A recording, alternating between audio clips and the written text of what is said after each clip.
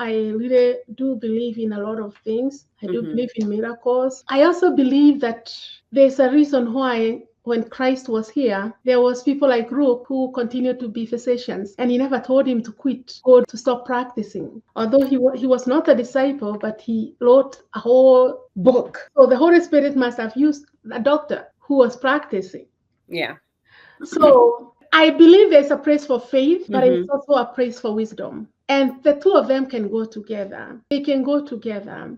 And not everything that happens to your child is demonic. You don't have to say my child has autism because there is a mental illness or is demonic or something. Like even in the Bible days, there were people who had disabilities. And also that curriculum or that IEP Mhm. that is created might be the tool that is going to be used to change your child and to make your child have an easier time in school. So Correct. yes, faith and wisdom can exist at the Mhm. same time.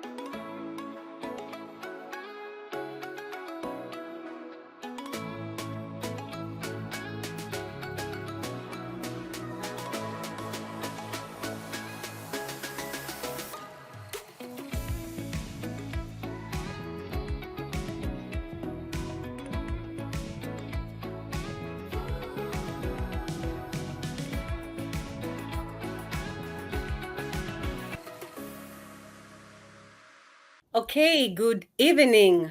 This is Dolly Ochola from Kavaya's Daughter Speaks. And today I'm here with Teresia Njoroge. First of all, a daughter, a sister, a relative. She's a wife, married to one man, right, Teresia? And she has two beautiful daughters. And professionally, she is a licensed special education teacher in New Jersey. She's also a learning disability specialist licensed in the state of New Jersey. And Teresia has been a teacher since she graduated from high school and went into to university back in Kenya. She went for teaching. And so teaching has been her passion and has been a specialty her whole life. And so, Teresia, I want to welcome you to our studio here, Kavaya's Daughter Speaks. Thank you so much for taking time to come and talk to us. And to begin with, I'd like you to tell us something that we don't know about you. Oh my God. Oh, something you don't know about me Yes. Mhm. is that I love hiking. Okay. And my biggest hiking achievement was hiking all night in Switzerland. Oh, all night in the dark? Yes, Oh, yeah, wow. from 7 to 6:30 in the morning to watch the sunrise in the Alps. Oh, wow. That Yes. must have been a beautiful experience. So, how were you able to see in the dark? You use a flashlight, you put it on your forehead. Oh, okay. Were you comfortable with that, or were you scared a little bit? I prepared it for it for almost 5 years for the Oh, opportunity to show up, and just the excitement of doing it, the uh-huh, thrill, the wanting to do it, the bucket list thing where you put your bucket list and you just close them off. Just uh-huh. yeah. Mm-hmm. Okay, nice, nice. That's something I didn't know about you for sure. So, Teresia, I want you to tell us a little bit about yourself. I know I did a brief introduction, but nobody knows you like you know yourself. So, I want you to tell us a little bit about yourself. First of all, thank you for having me, Dory. And you call me. You're the only friend I know who calls me Teresia. Mm-hmm. And it reminds me of my father because Mm-hmm. that's what he called me all his life. So you Mm-hmm. remind me of him. But a lot of people actually don't call me Teresia; they call me Mogore. It's a name I have embraced. I've thought about it many times. I actually wanted to change my birth certificate Okay. and remove the name Teresia or make Teresia my middle name Uh-huh. and have Mogore as my first name because I'm named after my grandmother, whose name Okay. is Mogore. And if you're cute, Mogore means something precious that's bought. Okay. So I, Got I am a woman of God and I it. love Jesus. I'm married to Peter. This will be our 26th year of marriage. Mm-hmm. I Mm-hmm. have been living in New Jersey for 29 years. And I have two daughters who are one is graduated college and is working, and then my baby is graduating college this year, and they were both born here in New Jersey.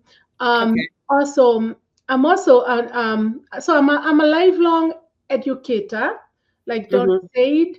I've been in the classroom since my God, I've been in the classroom since the fall of 1996 Okay. in the US.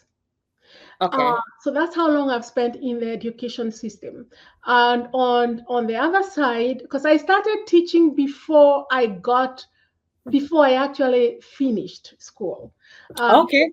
Because when I came to Jersey, I came to grad school, and in grad school, where I used to work, I used to be an aide. They liked me so much that they requested the state to give me an emergency license.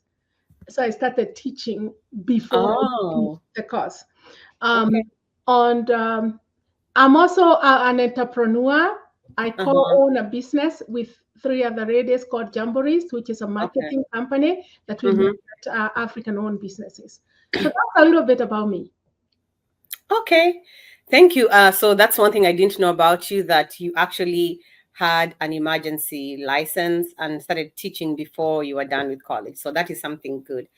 But today, Teresia, we are here to talk about learning disabilities. And just to mention, this is April, and April is Autism Awareness Month. So this is a befitting topic for this month. So, Teresia, I want you to tell us, what does a special education teacher do that a regular, quote unquote, regular teacher doesn't do? Nobody has ever asked me that. Mm-hmm. Okay, so technically, my first degree in education was a general education teacher, meaning teaching children who do not have disabilities. Okay. I went to the US and moved into what is called special education. Mm-hmm. Now, the difference between a general education teacher is a regular education teacher. That's a regular teacher who most of you parents know. Now, the special education teacher is the teacher who is trained to work with students who have an individualized education plan, an IEP. Okay. That's the difference. And so their style of teaching, their method of approaching teaching, the way they modify and adapt the curriculum is very different from a general education teacher. A general education teacher teaches on the core curriculum, whatever the state or whatever the district requires, without making any changes. A special education has to modify in order to accommodate the child in the classroom who may not be able to keep up with the regular education. Okay. So you started as a general education teacher, and now you're a special education teacher. And then from there, you moved to being a learning disability specialist licensed in the state of New Jersey. What do you do as a learning disability specialist? Okay, so in New Jersey, I'm in what we call the child study team. Okay. And so I have 3 titles. So whenever I go to a meeting or whenever I'm doing something, I carry 3 titles, and those titles are required by the law of New Jersey. Okay. So I am what they call the child study team member. I'm also what we call case managers. I'm also what they call the district representatives. And I Okay. also work as a learning disability specialist in the team. And so my job really is to do evaluations and do diagnosis. So I evaluate students in order to determine whether they have a learning disability. And then with my other teammates, we conduct several evaluations, and then we compare what we get, all the data, and that's what the data we use in order to see what diagnosis to give a student. Okay. Okay. So you also specialize in not only developing like a let me say, like a curriculum or a specialized education track for whatever student you're working with, but you also diagnose the students. Yeah. So in order for you to do an IEP, which is individualized education program or plan, Yeah. a child must have be classified, right? And the classification is different from a diagnosis, right? But Okay. to make it simple, Yeah. You have to first be classified, and in order for you to be classified, you have to be evaluated. So Okay. I will conduct some of the portions of the evaluations Mm-hmm. together with other specialists, and Okay. then we bring the reports together, and that's when we are able to come up with a plan of Okay. what is this child's issues, what are the challenges, what are the needs, and how can we meet the needs. Okay. Yes. Okay. So Teresia, let's go back a little bit. Let's go to your childhood. Okay. Can you tell me how it was? Well, first of all, where did you grow up? I know it's in Kenya, but which part of Kenya did you grow up So in? I grew up in a part of Kenya called Kiambu. Kiambu. Kiambu is in the central province, Uh-huh. um, from the tribe of the Kikuyus. Okay. I went to school in the local village, Mm-hmm. and so that's how I grew up. So I was in a primary school which was primarily, Kikuyu kids, Mm-hmm. and all of them were. And we actually studied Kikuyu as a language until fourth grade. Oh, wow. To Okay. this day, I can read and write. Ah, So okay. that's how we grew up.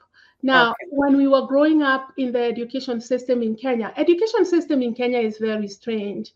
And it is actually mind-boggling because every grade, in order to go to the next grade, you had to do an exam. Mm-hmm. Yes. And you had to pass the exam. Mm-hmm.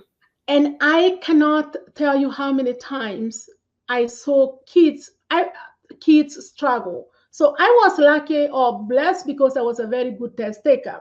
But I Okay. cannot tell you how many kids could not pass the exam. And the problem with that, one of the kids who could not pass the exam was my own sister, my youngest sister. Okay. And I'm not kidding you when I tell you that my sister, like in fourth grade, like she repeated so much that she was almost a teenager by the time she was still in fourth grade. They So could not can you explain what repeated means? Sorry. like For those who don't understand what that means. no, repeat means repeat. Basically, you do the grade over, She was and held back. even you stay back, and Mm-hmm. and in order for you, so here in the US, a child starts the grade because of the age. So you're 6, you go to first grade. You're 7, you Mm-hmm. go to second grade, right? Yes. Now, there's not a single exam that allows you to go to second grade. It's a combination of things. That Yes. there's a grading system. Every marking period, you're getting a grade. You're either passing or if you're failing. But the problem is that in Kenya, at the end of the year, there was Yeah. one exam. And Uh-huh. that exam, when you did it, there was grading system where there was a child who was named number 1, number 2, number 3 ranks. Yeah. We And were so ranked. Yes. Mm-hmm. you're ranked. So if you're 70 of you in a class, there'll be a child who is number 70. And Mm-hmm. that child who is number 70 is because they got all E's or all D's. Yes. And then they are made to stay back because they are told, well, you did not, I guess you can't go beyond this because you need to do this in order for you to get an A or a B or whatever. And so Yes. like my little sister, she she could not honestly do this thing. And I've watched her struggle. She Mm-hmm. struggled so much that I was in KU when she was still in fourth grade. Kenyatta University. Okay. So, okay. And my little sister, no matter what you did, it would just become so hard. So Mm-hmm. by the time she's finishing eighth grade, she's already like a big grown girl and she just could not do it anymore. And she went to high school for like one semester and she dropped out. Mm-hmm. Nobody ever bothered to say, why isn't this kid getting it? Mm-hmm. Nobody ever bothered to say, could there be something else she's better at? Mm-hmm. Nobody bothered. And then I remember growing up, my next door neighbor, she Mm-hmm. had 3 boys and 1 girl. The girl was the oldest. But you know how that girl was, she would speak funny, and she would walk funny. And she never went to school even one day in her life. Mm-hmm. Her mother kept her hidden in the house. And then Mm-hmm. when she became bigger now, she couldn't hide her anymore. She'd just go with her to work in the land, to farm.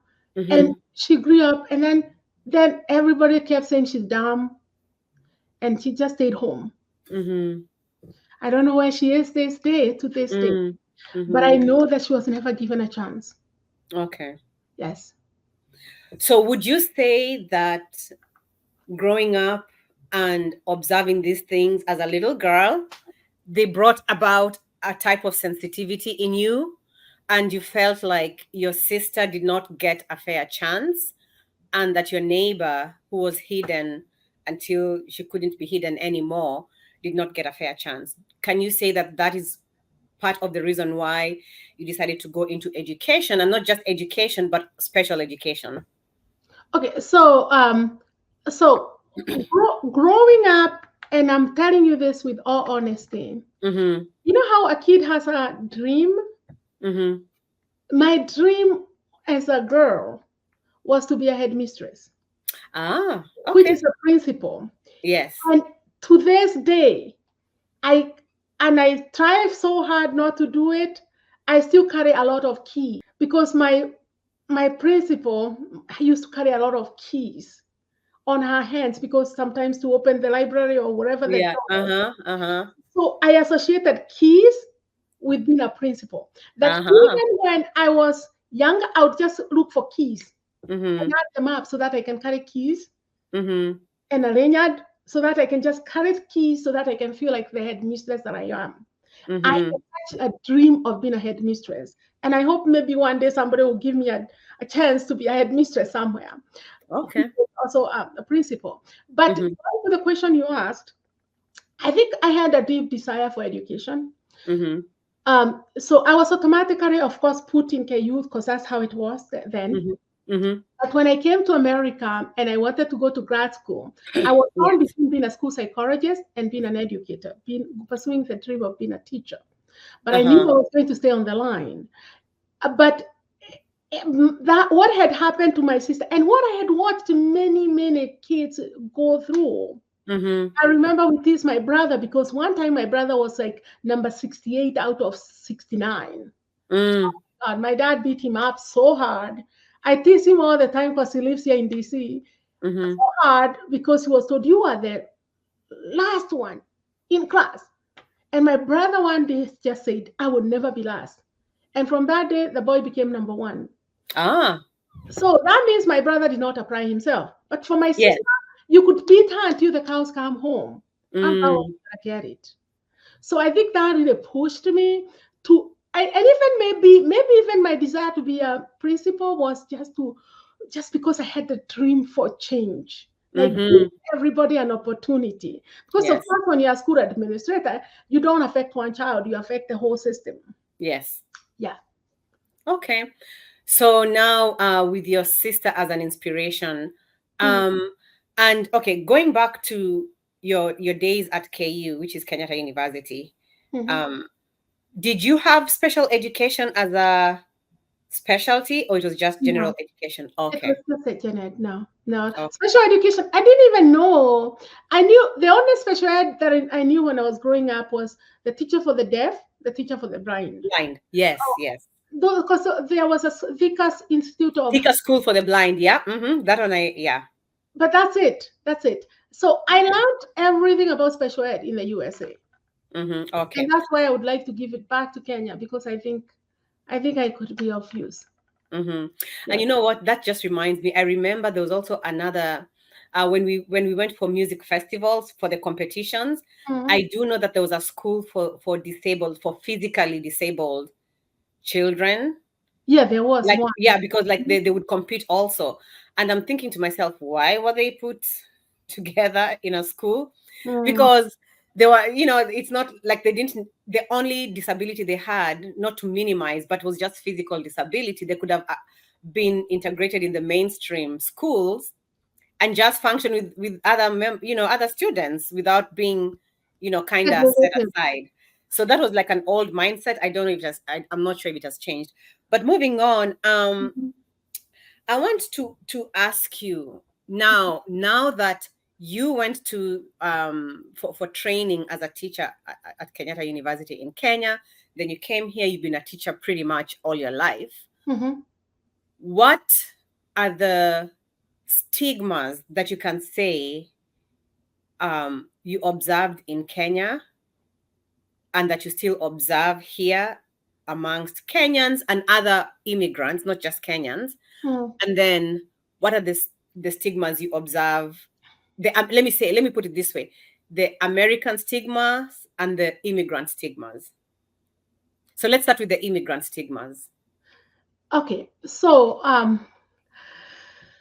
I deal with immigrants a lot. Mm-hmm. Not just I'm not going to single out Kenyans, but I'm going to Yes. say immigrants. Yes, Because I have a big group in my school district, so I do deal with them on a daily basis. Mm-hmm. And I started dealing with them a long time. Mm-hmm. I still remember a Nigerian mother telling me, in the name of Jesus Christ, you are not going to say my child has autism. Oh, okay. I still remember that. Uh-huh. And I still remember when I used to teach, a parent writing me down a note that said, an immigrant parent writing me a note that said, we went to church and my son was prayed for, and he's going to walk in Jesus' name, and I don't care what anybody else think. Okay.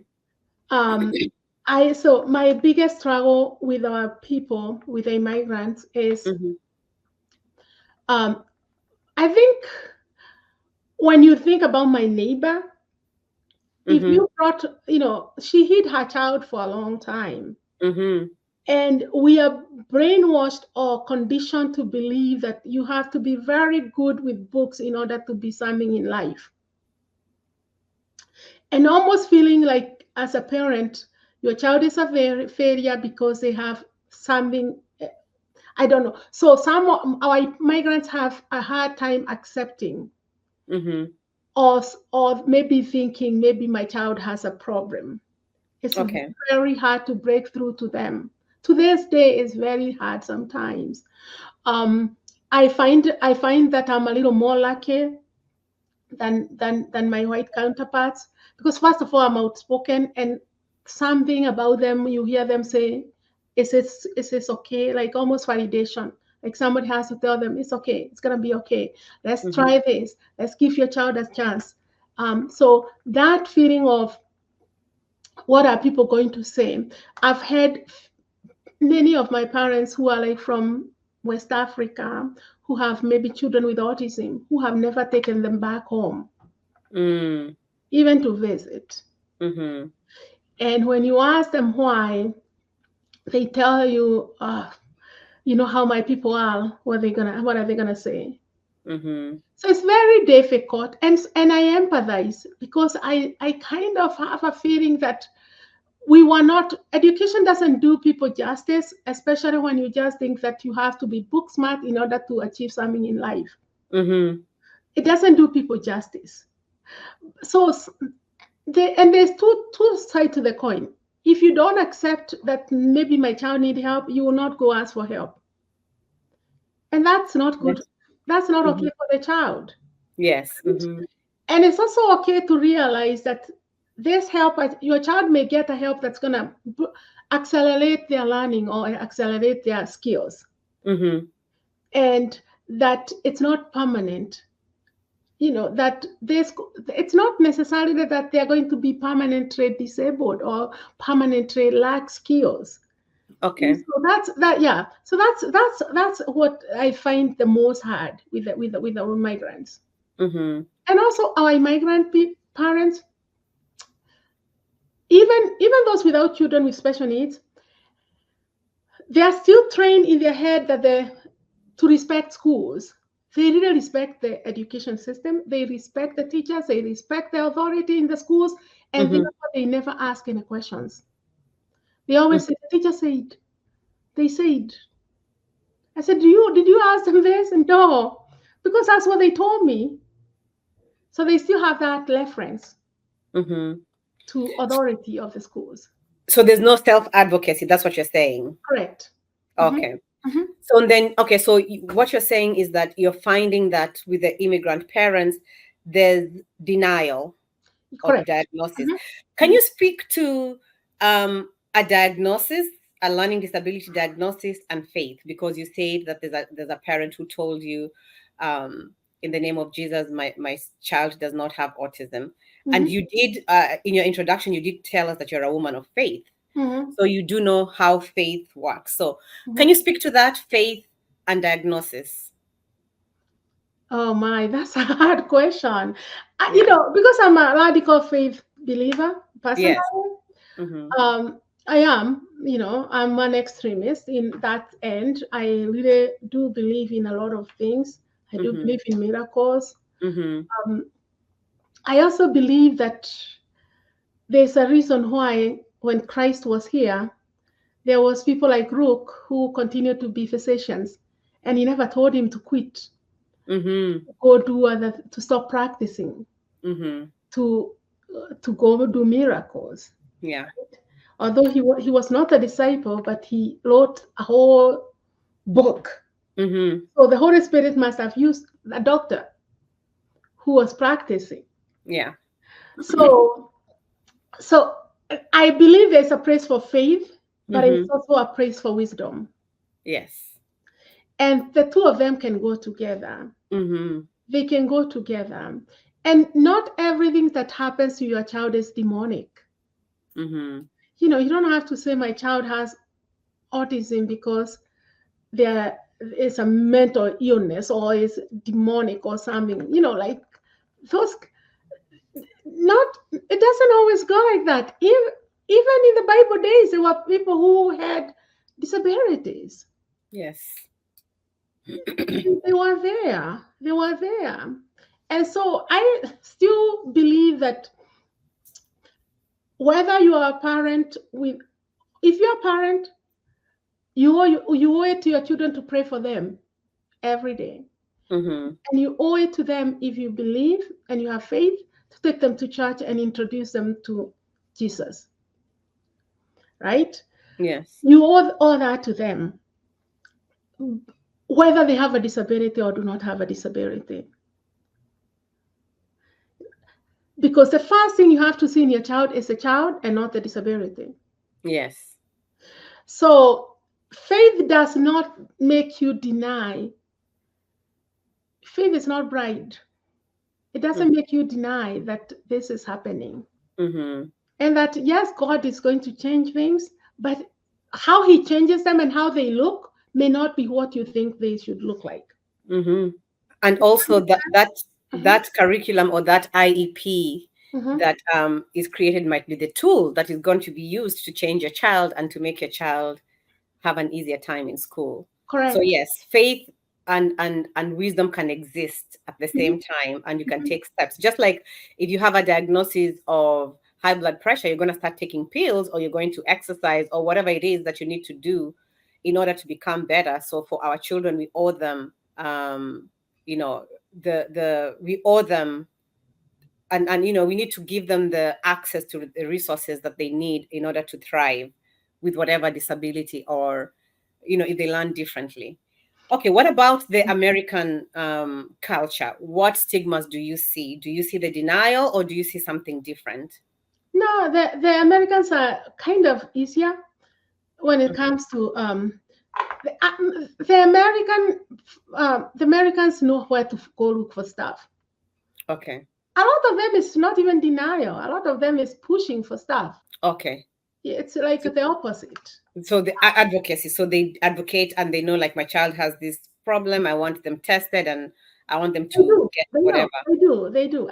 And you'll be surprised. Like even in my town here, I remember one of our parents here in my neighborhood, not where I teach, but where I work, but in my neighborhood, one of my parents, and let me tell you, this is how good they are.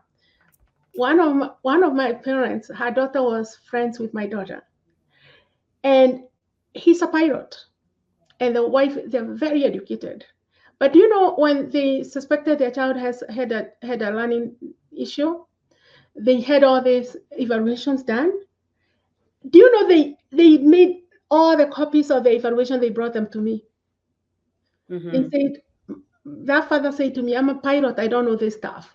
You better help me read it. Let's go through it. I will highlight which questions should I ask when we go to the meetings. These are educated people, but they know that I can go to somebody else who is an expert, let them help me out. And then when I go there now, I'm equipped. And this is my prayer, and this is what I try to do with our community. Help them get equipped. Okay. So acknowledging where we are not experts, acknowledging where our shortfalls are, and going to the experts for the answers. And Okay. and educate yourself. You mentioned something. You mentioned corporal punishment. Okay, yeah, for my brother. Yes, for poor grades, right? For your brother and for your sister. And for your brother, it did work because he wasn't applying himself. But what do you say? And I'm looking at it from the mental health lens, right? As an educator, you don't have to be a mental health expert because you do know the mental health trauma that is caused by corporal punishment, especially when a child has a disability. Can you speak to that a little bit? How do you think that affects a child who has a disability? I don't know whether our immigrant parents are still practicing it. If you're practicing it, don't do it in front of me because I'll threaten you. And I know I personally don't believe in it. And I don't believe in beating up a child so that they can apply themselves. Or there are other things you can do with a child in order to help them apply themselves, if that's what you think is going on with your child. But because I personally, when I was growing up, I was a strong-willed child. You probably have heard me tell you the story. I was very strong-willed, and I had an answer to every question, and that was not sitting well with my mother. And I got a beating almost every day. I still remember the day she burned me with food, and they had no dinner. That's how angry she was because that was purely because I spoke back. She did not like the fact that I used to speak back all the time. And oh my God, I was silenced. But because of that, I swear to God, I said, there must be another way to do this because I'll never do things this way. There must be another way. And so even when I was raising my own children, sometimes even if I was not happy with the grades, which was there, or even if my child came and I realized maybe, something happened and they did not submit their homework to the teacher or they forgot, I realized that I could talk to them, hold a dialogue, and I knew that I could also pull my string as a mom by taking something away from them. And I always believe that the crime should match the punishment. That I didn't make a big mountain out of something very small. So if it does, think about it. Would you like your husband to hit you? No. You don't want that to happen. So if you are applying pain to somebody in order to correct them, think twice. Yeah. Think twice, because and also I can imagine at work, if you don't get whatever concept, like you're supposed to work on a project and you don't get it, and then you get beaten because you don't get it. Yeah, that doesn't improve a child's intellect. It doesn't improve a child's understanding. It just causes trauma, really. It just causes trauma. Yeah. Now, what are some of the myths that, and we talked about some of them before we came on live. What are some of the myths that you'd like our viewers to know? Because there's a lot of myths about schools and labeling children and all that stuff. What are some of the myths in your experience? There's many of them. A lot of people have the misconception, especially for us in the public education. This is a belief that a lot of people believe the school districts are looking to save them all the time. That's not true. That everything that we do is motivated by money. How much is it going to cost us? There are many decisions I make without thinking how much it's going to cost the district. Now, there are other decisions that I will make that, like I'll make a decision, like Friday I made a decision to assign a child in a 5th grade class a para, one-on-one, right? That is a decision it's going to cost money, right? Yes.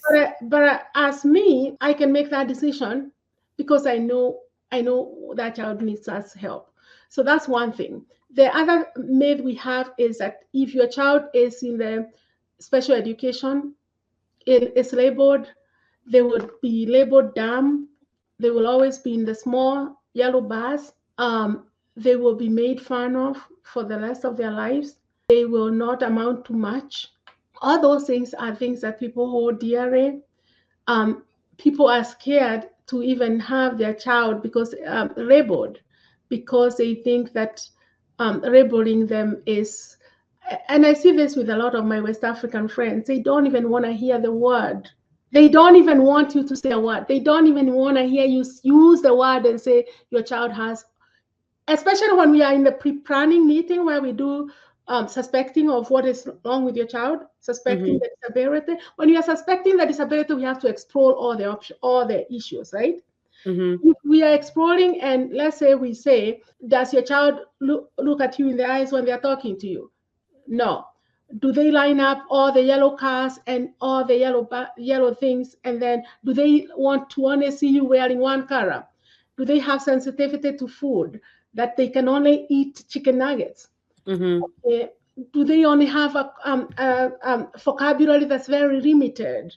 Do they not like associating with other children? And you say, has your doctor ever suspected they have autism? Oh, you can see somebody just change the color of their face because they are scared and because they think that now my child has been labeled. And now my child is going to be labeled for the rest of their lives. That's not always the case. Not all labels are bad. If you were to just go and I tell you, Dory, go buy me a car, I think you'd want to know whether I want a Toyota or whether I want a Mercedes Benz. You just can't use the word car. You might need to be specific and give me the specific label. So not all labels are bad. Sometimes labels will help direct the instruction and also direct the resources. So that's one of the things. And then we have, people say, you only want my child diagnosed because you're getting this and this. Listen, we choose, when we do like special education and diagnosis, labeling the child is our last resort. We will try a lot of other things before we get there. Our goal is your child to succeed in a general education classroom. That's our goal, and that's a priority. And you don't know, we hold meetings with teachers to go saying, what is this we can try? Can we add this? What about if we tried this? Have you tried this? Let's say a kid has a severe behavior problem. We will tap into the behaviorist. Can you see them twice a week? Can you try to work on this? Can you just do an FBA, functional behavior assessment, so that we can try them first in a regular classroom before we can ever, classify them. Another thing is that there are choices even inside special education. There are choices. Okay. Your kid doesn't have to be in a segregated class. They don't have to be in a segregated school.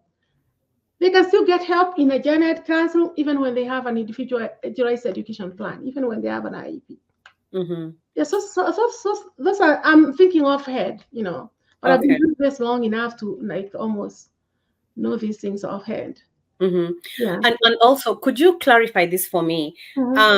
If you have an IEP or you have a disability, yes, it is up to you as a child, as a parent, to disclose that disability, or as an individual. So let's say I am on the autism spectrum, and I had a diagnosis since I was a child, and now I've graduated. I'm now in college. I can decide to go to college and not disclose that I have autism. It's up to me to disclose my disability. Is that true? Correct. So when a child is a minor, the parent has all the power. Okay. We cannot initiate an IEP without consent. We require a lot of consent through the journey. Okay. So there are some areas where we must get a consent from a parent. The first time when we evaluate a child, we must get a written consent. The first time when we give a child an IEP for the first time, we have to get a consent from a parent. If a parent chooses to withdraw, they just withdraw, they rescind consent. They remove the consent and say, I no longer consent. If a parent move from here to North Carolina, they can choose not to say anything. We go through that all the time, a lot. We we are going through it even now, where parents come from other states and they won't say a word. They keep quiet until the child starts causing havoc and things are going bad. Then they say, oh yeah, when we were over there, they had told me this. So that happens. But then now when a child turns 18 and they're heading to college, colleges don't have IEPs, okay? But a child who has a disability, they're covered by what they call there's a law, the 1971 law, Disability Act, is called a 504.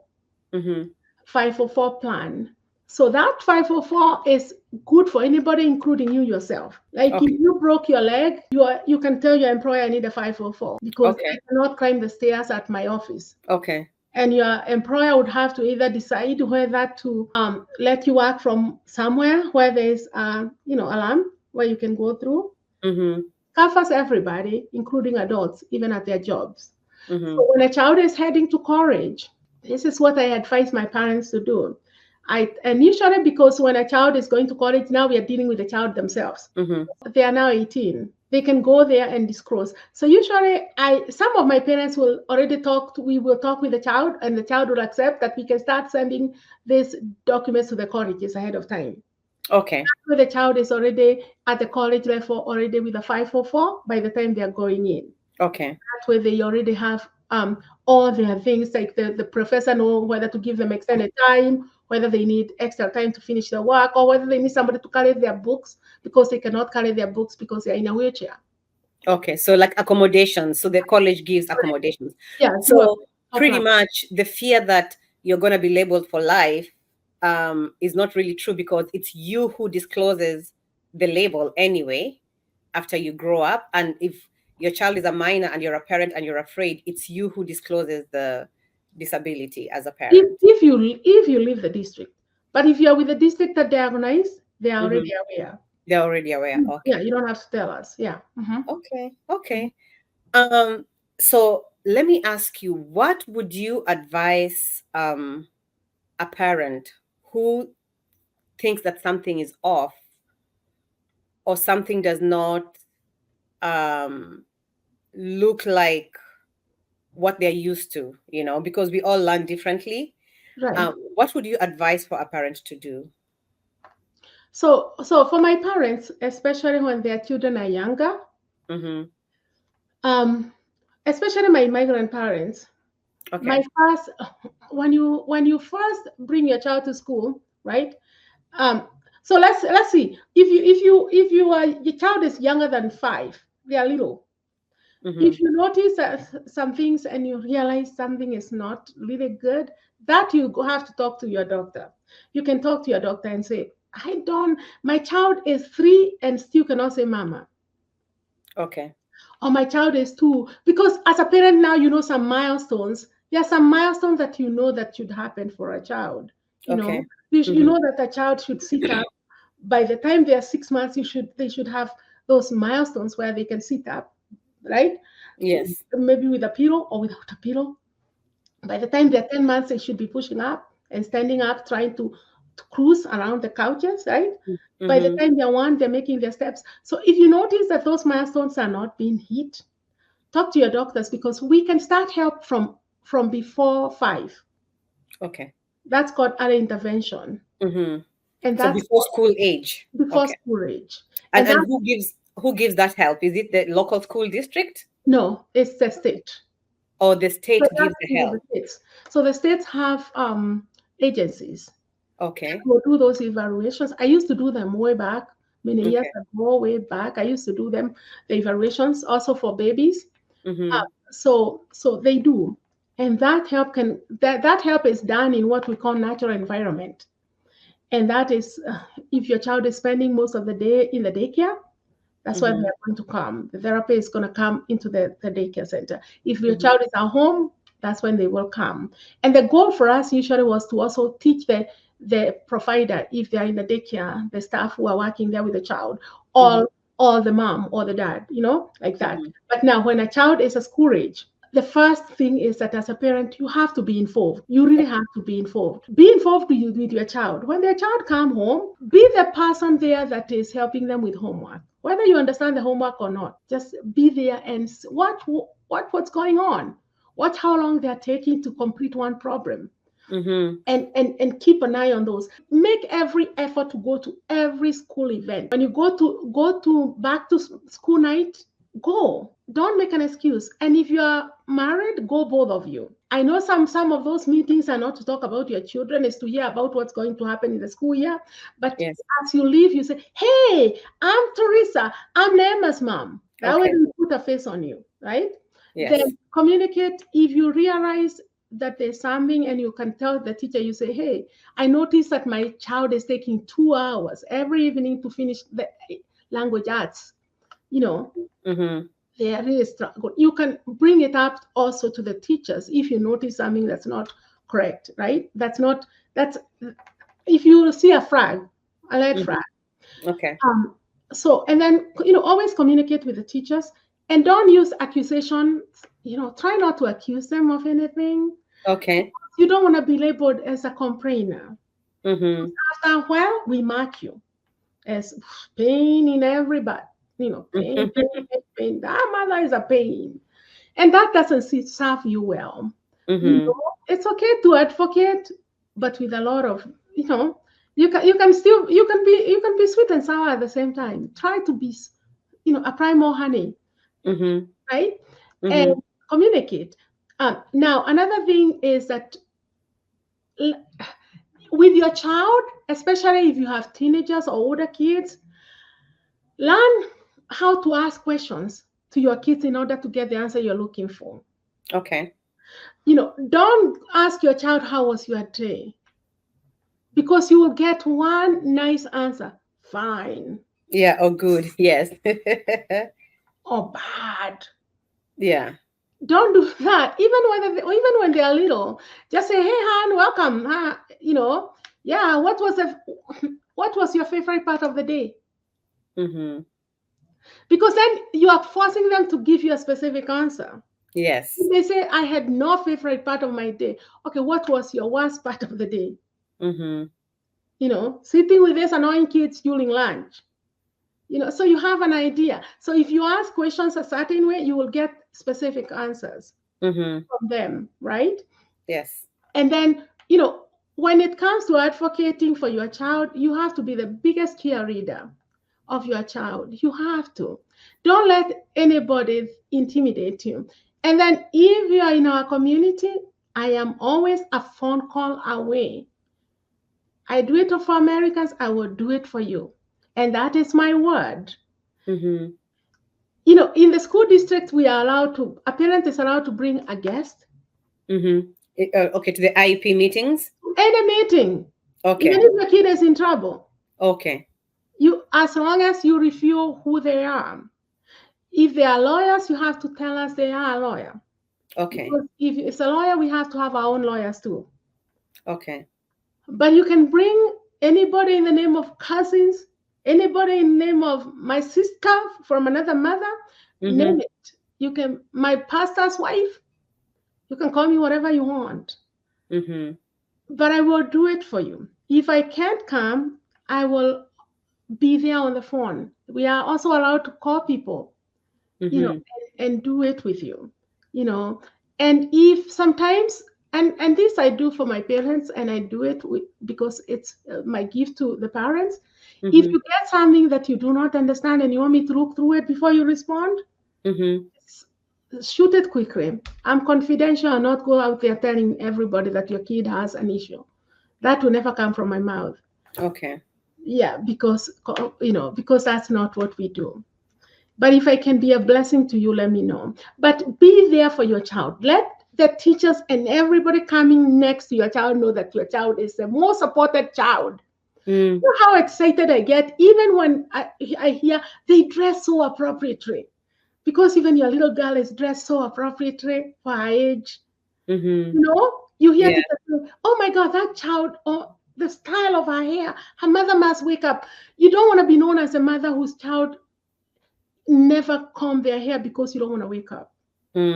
And I know it's okay to do doubles, but if you can figure out a way to reduce the screen time for your child, where you just allow your child to go on the screen, but a certain amount of time, and you just say, honey, when you come home at 4, you take a snack and take a break for half hour. We start homework at 4:30 until 5:30. Okay. And you can watch your favorite show from 6 to 7, and you have a structure. Mm-hmm. There's no reason why you should have an 8-year-old or a 7-year-old who goes to bed at 10. Yeah, that's too late. And there's no reason why you should have an 8-year-old or a 10-year-old who has a television in their room, in their bedroom, Mm-hmm. or an iPad in their bedroom. Mm-hmm. There's no reason why you should not have phones being charged in the kitchen table and not in their rooms. You are the parent. Mm-hmm. You can't let the internet parent for you. And you cannot let the TV help you babysit. There's no parent who is a babysitter. If they're with their father, he's not a babysitter, he's a parent. Yes. So, you set those rules, and your kids know that on Friday, I'm allowed to go to bed at 11. They will be so excited looking forward to Friday. So if you establish the routine, honestly, for your child, have that routine. Have the routine. Have the routine of knowing we pick up your clothes. If it's a little kid, if your kids don't wear uniform, there's some school districts which are switching to uniform, which is better because you don't have to think twice. But Yes. have a routine and say, honey, by 8:30, we have said your prayers and you're in bed, or you brush your teeth and you're ready. Mm-hmm. That way they know this is a routine. Anything else? So, yeah, so you're saying, in other words, that for a parent to know that there's something going on with their child, number one, they have to be involved in the child's life. Mm-hmm. They have to help the child with homework, and that's how you're going to realize that my child takes a little longer, or my child does not understand some concepts and all that stuff. So we have to take time to spend with our children. Mm-hmm. And when we notice differences or things that are concerning or any red flags, we need to speak up. What do you advise? We go to our teacher directly, or we go to the principal? What is the You always start with the teacher. Your class teacher. They know that, yes. And then it depends on what it is. If let's say you suspect your kid is being bullied in school. See, that's a different problem from if you think your kid has a disability. Yes. So you can handle those two things differently. Yes. You get me? So if Yes. it's things that has to do with education, and you are worried that your child might be failing, and you're worried because you think your kid is not getting it, you go to the teacher first, right? Okay. And you don't have to CC anybody. And you can send them an email nicely, and then you can finish. You realize that schools like making phone calls more than emails. Mm-hmm. And don't fall for that trap. Mm-hmm. Because a phone call is because it's when you do emails, you keep a paper trail. Mm-hmm. So paper trails are very important. And paper trails are important. So if it's something that is different, like a bullet thing, use the email. Use the email a lot. And even when you come from the meetings, you have to also send another email saying, thank you for giving me your time and allowing me to come and discuss what's going on in my son or my daughter. And in the meeting, we agreed this and this and this. And thank you, because I know you will update me in a week's time as we agreed. Mm-hmm. Yeah. And that's how you put it. You do it.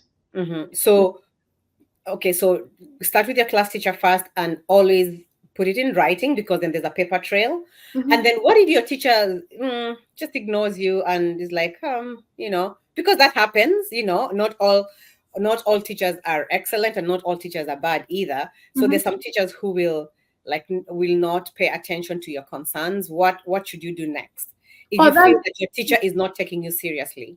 Oh, then that's when you see their boss. Okay. Who's the principal? Yeah. That's when you see their bosses, and you say, this is a second request. Mm-hmm. Second request that I've made concerning this, addressing this issue. and I need to know what we can do in order to do this. Okay. Somebody's going to answer you. So now let me ask you, because I've had this, I've known of this situation where you know that there's something wrong with your child, or something is, there's a red flag, right? But because you don't meet your child doesn't meet whatever criteria it is, right? But you still feel that your child needs the extra help. How should we go Right. about that?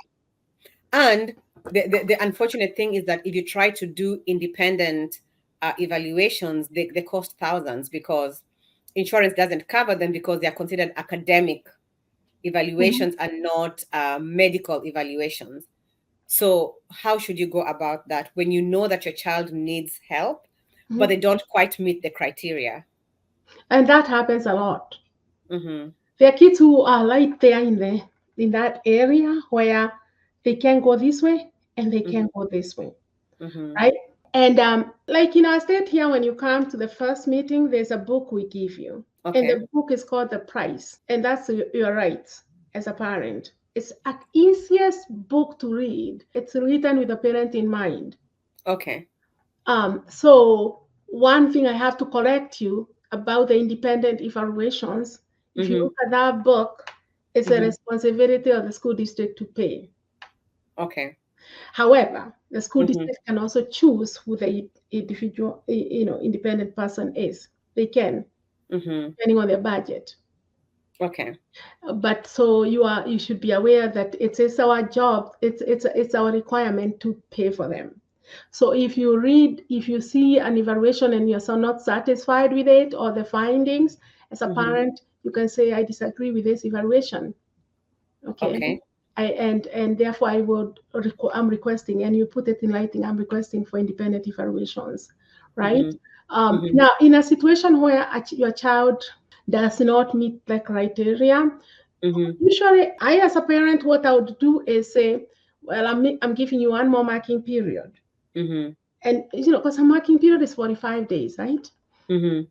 So the next report cards come and I get the same results, I'm going to demand you tell me what else can you do? What can you do? What else can be done? Okay. But Teresia, I thought that even though the evaluation is the school's responsibility, they decide whom to evaluate, right? They can't just do an evaluation because mom or dad requested for an evaluation. Am I correct? Yes, correct. You're correct. So what if they refuse to evaluate your child? Oh, we refuse almost every day. Like I'm classic at it. At refusing. So, but why do you refuse though? Because when you look at the evaluations are not candy, that everybody. So the way, so in order for us to evaluate your child, we have to have a referral, and the referrals can come from anybody. Anybody can write a referral. A referral doesn't have to be typed. It can be from your doctor. We get them from doctors all the time. Okay. Sometimes we even get them from the judges. Okay. A lot of them. Especially for kids who are through diapers. Okay. The judges are constantly sending them. Like we get them from everybody, right? So when they come to the desk and you get the referral, the requirement is that we must meet with the person with the parent of the child. Okay. Right? And discuss what the concerns are, because they're the ones who will bring us the request, right? And discuss what the program, the things are. So the first thing we have to do is ask ourselves as a school, what have we done? Are we aware that this child has a problem? Okay. If the teachers are not in the same page with the parent, then there's another step in between, which is where the step in between is where we have to give you, we have to do interventions. Okay. And that section of intervention must be completed first, in order for us to say, we tried all these interventions, but your child is still failing. Okay. That in between must be done, unless there's a clear situation where a kid comes from Jamaica with cerebral palsy and they don't speak and with a doctor's note and whatever. So that one we don't have to say we need to do interventions. Because it's obvious. Yes. Okay. But if it's a child like any other, this other child who just got 3 Fs, an F in math, an F in English, an F in social studies, we have to know first of all, what happened? What caused you to have an F? Did the Okay. child have an F because the child has never goes to sleep every day because they watch TV all night, and therefore they never complete any work in class? Okay. So, and if that's the case, we will intervene. Mm-hmm. And parents do come to the intervention meetings. Okay. They're part of the meeting. And when we write the intervention goals, we have a timeline. Okay. And that's why when we refuse to evaluate, usually we will refer them back to the intervention committee. Okay. And then after the intervention, if there's no change, then you're pretty we're much collecting data. There's okay. data that we have to correct during that period. Okay. And that data is going to drive to whether to try new interventions for another set of weeks or whether to recommend evaluations. Mm-hmm. Yes. So it seems that the best thing to do is to start observing your child as early as possible so that they can start the early intervention in home, in the natural environment, and they can learn some of the skills. I do know someone who noticed that their child wasn't speaking very early on, before I think the child was 3, like a long time ago. And now they have a therapist who goes to the daycare and who comes to the home. And the child is now beginning to, to say some words, which I'm thinking that if the mother would have just waited, or the parents would have just waited, maybe the child would never speak, because sometimes the earlier you get the child, the better. Okay, so thank you so much, You're very welcome. Teresia, for the wealth of wisdom that you've given us. Pretty much you've told us we need to, number one, know who our children are, look for the red flags, participate in our children's education so that we can know when they are struggling. And when they are struggling, we need to bring that to the attention of their teachers and do it in writing, and be advocates for our children. And you also said that you're available for anyone who's struggling, or anyone who has a hard time accepting a diagnosis, or who is doubting a diagnosis. They can consult you because you are an expert in that area, and you'll be able to help. Correct. Now, so the last thing I wanted us to talk about before we end was ADHD. Okay, that's the biggest thing we have now. Yes. And I do know that, especially for girls, they're getting diagnosed much later because they don't seem to have the typical symptoms of ADHD, which for boys, most of the time, I know some kids that before I'm even told, I can tell that kid has ADHD just because of their mannerisms. But for girls, the hyperactivity tends to be in the brain, and it's not shown outwardly physically. What advice would you give to parents of girls, or what advice would you give to teenage girls who know that something is wrong, but because they're doing well in academics, which unfortunately, sometimes I say it's unfortunate because that's what they look at to decide something is wrong, because a child can be doing very well, but they still have ADHD and they need the coping skills. What are your suggestions? That's something else. So ADHD has become very common. But it's in 2. Okay. So there's the ADHD with hyperactivity, and then there's the ADD where the child is not hyper. Yeah. They are like daydreamers. They're not paying attention. They lose focus quickly. They lose focus and they're not hyper. They're inattentive, but they're inattentive all the time. And it doesn't help the fact that we have become gadget, that every minute we are also looking at stuff. It doesn't help that we are looking at the stuff. No, so now going back, even before talking about ADHD, in our school system though, our disability must affect your education. Yes, and that's If it doesn't affect your education, we have no need to intervene. Okay. Really, honestly, it has to affect your education.